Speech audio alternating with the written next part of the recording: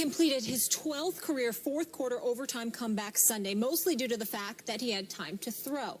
Now, stay with me here. Luck was pressured on 13 of his 22 dropbacks in the first three quarters, including his second interception, but was pressured on just 2 of his 14 fourth-quarter dropbacks. So Luck now has 30 turnovers since the start of the 2014 season, the most in the NFL during that span. Stephen A., are you still as high on Luck?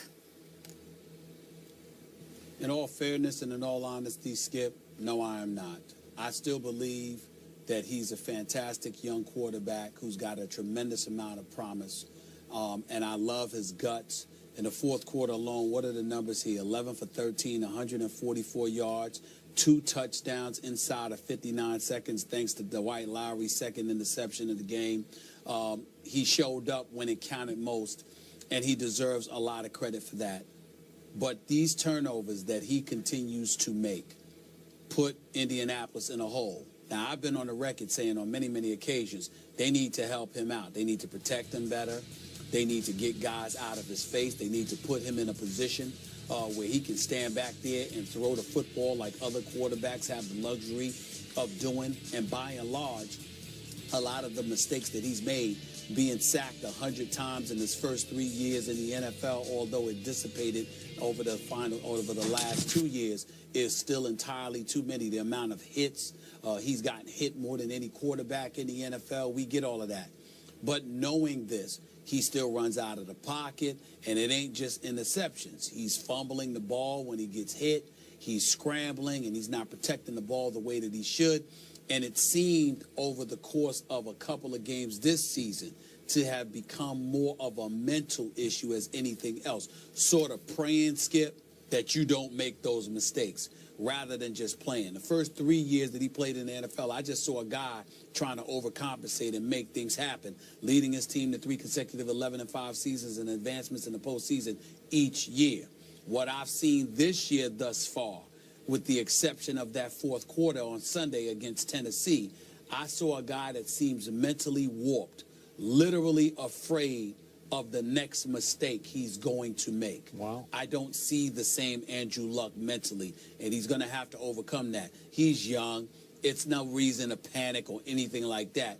I'm just acknowledging that for the first time, I'm seeing things that I did not see before, and that has to change if he's going to be the quarterback I and many others profess to you that he is going to be.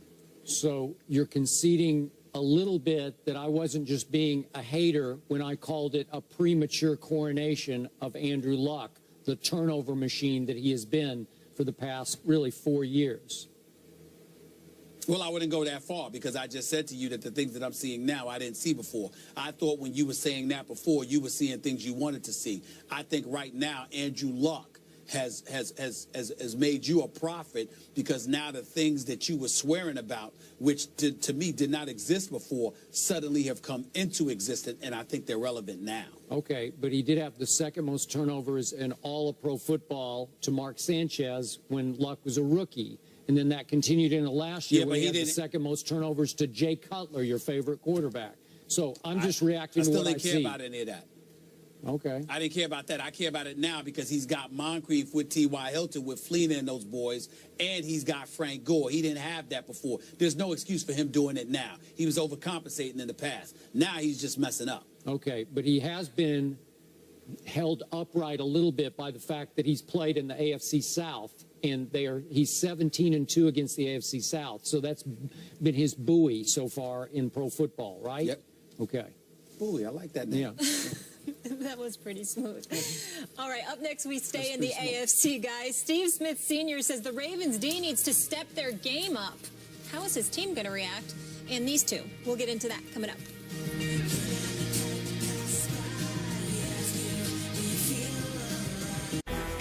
First Take is brought to you by Wendy's.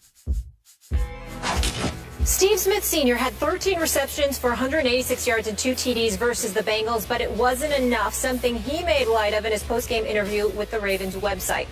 Offensively, we played our butt off. You know, we got to have both sides of the ball playing hard, wanting to finish the game, and we just didn't have that. bottom line. Stephen A., how are Smith's teammates going to react to those comments? Well, I don't think they're going to take it lightly. They've got a lot of pride. They're going to have an attitude with him, but at the same time, they're going to have to step up because he's going to call them out. He ain't going to change his stripes. They gave up 111 yards to Crabtree, 109 to Amari Cooper 2 weeks ago. They gave up 227 yards to A.J. Green last week. That defense, that back seven, the Will Hill, C.J. Mosley, Terrence Brooks, they got some hits on Dalton last week, but needing pressure from them opens up your secondary to be exposed. They got to fix their defense, and I don't know if they can because Suggs is out. I'm with you. I don't think these comments were calculated. I don't think he said this just to inspire his defense. I think Steve Smith just thought his defense didn't play very hard against the Bengals. So I think it will have unintentional impact on the defense because they're going to be angry. I think they'll play angry to spite Steve Smith at Pittsburgh. So I think this is slight advantage Baltimore Ravens. They'll do it, but Suggs and McPhee being in Chicago now is a huge loss for their pass rush. They're lucky they're not playing Big Ben this Thursday. Yep. Yeah. Flacco versus Vic, that'll be good. They're scheduled pretty favorable the rest of the way. Browns, Niners, Cards is tough. Chargers, then Jags, maybe okay. See you guys tomorrow, same time, same place. If you look at their numbers so far this season, they're actually better than that year when they had an undefeated regular season. Now, in case you forgot, that was the year Spygate allegations were swirling. We all know by now.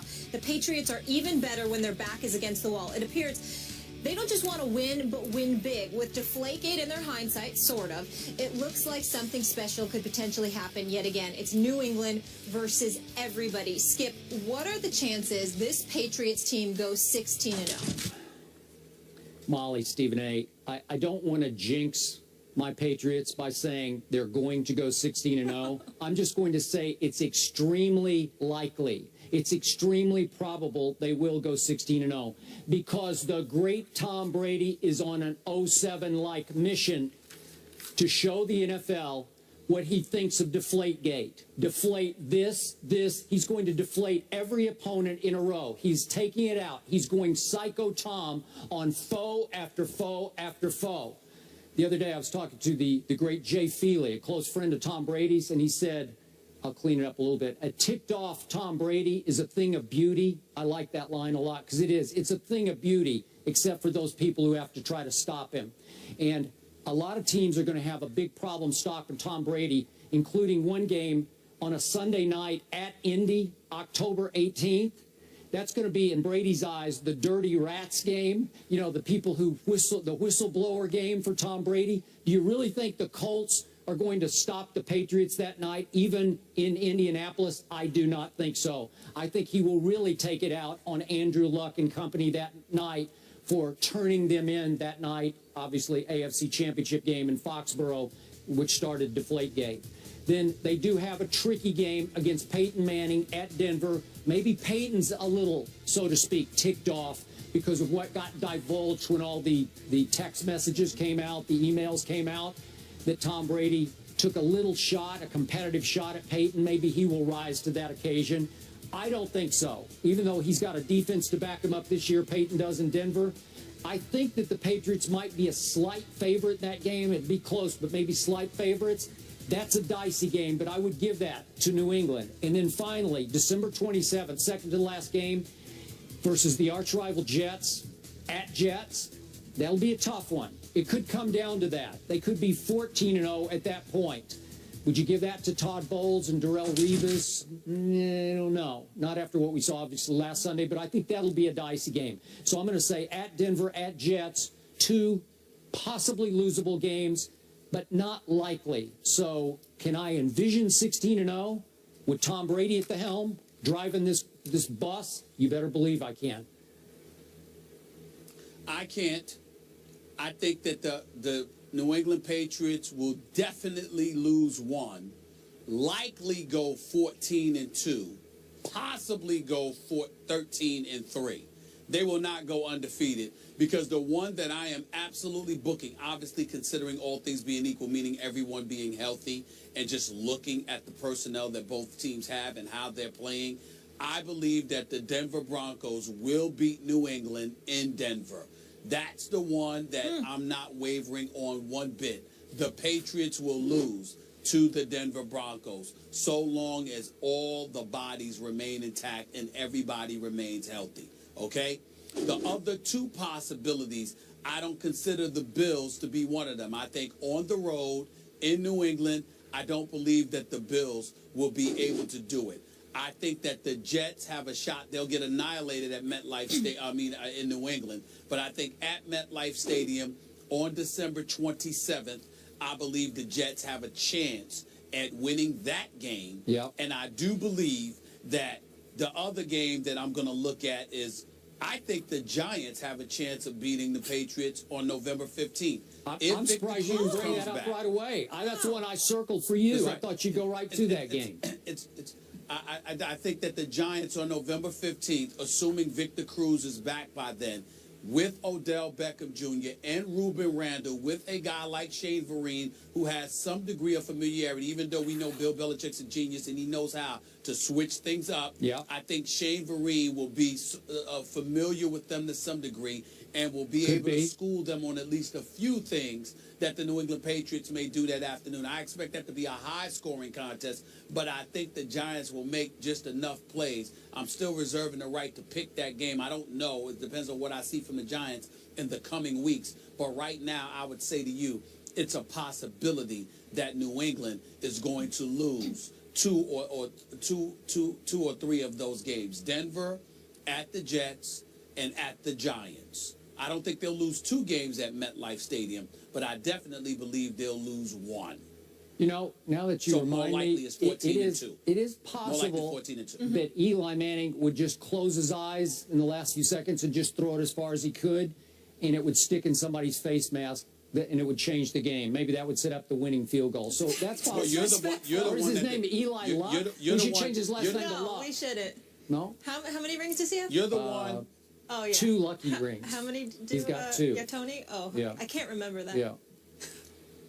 You're the one that sits up there and laments Super Bowl championships based on luck. We don't care. We'll take it any way that we can get it. Well, that's the only way you're going to get it from Tom Brady. Which you are with your teams as well. Yeah. Damn Whatever. right. Yeah. He ain't winning Super Bowl this year. All right. Stephen A. says the Patriots will go 14-2. Skip says highly likely they'll go 16-0, and I will keep mine to myself so I don't jinx anybody. Thank you.